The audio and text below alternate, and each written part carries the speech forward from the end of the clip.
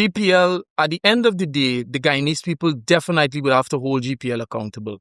One of the first things we have to be able to bring to the fore is the fact that during the APNU time, Minister Patterson purchased brand new generators. GPL has been behind on anticipating the needs, the generation needs, and being proactive on expanding that capacity.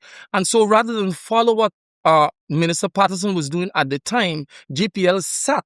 The ministers, they sat on, and they did not do what they had to do. And it only resulted in us getting a whole lot of more blackouts.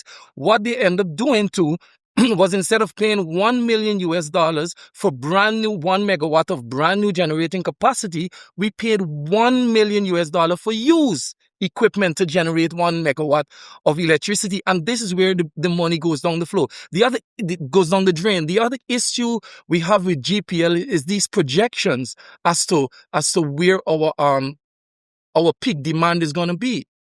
Recently, we heard that peak demand is going to go to 1650 megawatts.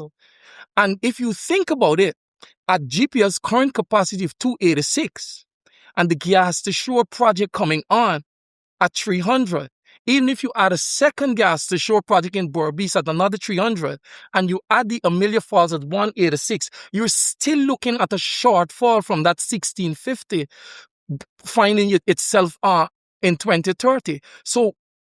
So these projections, you have to be able to question these projections. So GPL is in a bad place. The ministry that is handling this agency needs to be honest with the Guyanese people. How could you, let us think about it.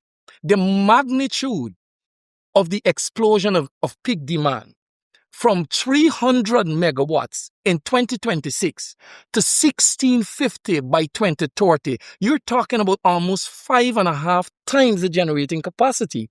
Trinidad and Tobago, at its peak, its highest, was 2.4 between a 20-year period.